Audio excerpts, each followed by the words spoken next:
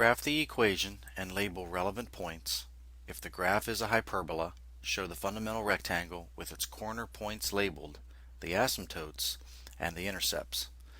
We're given the equation x squared over 49 minus y squared over 25 equals 1, and this is a hyperbola, and of the two mentioned, this is the one where we have x-intercepts and not y-intercepts. So I want you to compare this equation to x squared over a squared minus y squared over b squared equals 1. And if our equation of a hyperbola can be written in this form, because it's equal to 1, we have a center at 0, 0, and we have x-intercepts because our x squared over a squared term is first. This hyperbola will have x-intercepts and not y-intercepts. Some other values of interest: if a squared is equal to 49, that implies that a is equal to plus or minus 7, and also b is equal to plus or minus 5.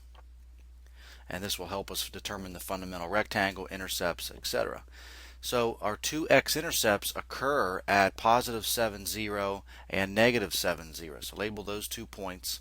Here we have positive 7, 0, and out here we have negative 7, 0. So our hyperbola will pass through those 2 points. Now, to determine the fundamental rectangle, we simply form all 4 of these corner points using our plus and minus a values.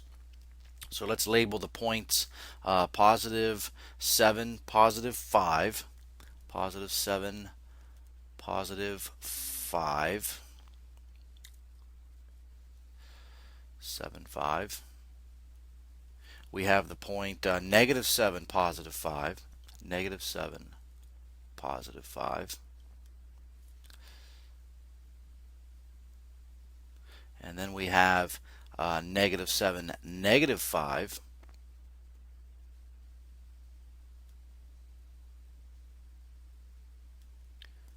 And finally we have positive 7, negative 5.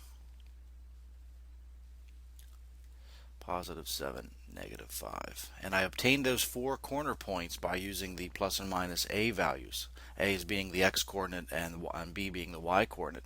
And now we can connect those 4 points with a rectangle, and that is what our fundamental rectangle will be. So let's draw that rectangle in. So there's our fundamental rectangle. And now if we connect the corners of our fundamental rectangle with a diagonal, we now have the asymptotes that our hyperbola must abide by. Oops. Like that. And now we simply pencil in where this hyperbola will lie. It must go through the x-intercepts that we've determined and then get close, close, close to these asymptotes, but never touch. So in red here, I'll try to draw in a hyperbola. So hit that point and then get close, close, close, never touch. And likewise on the right hand side, hyperbola will come down, touch that point, get close, close, close, close, and never touch. So there is our graph.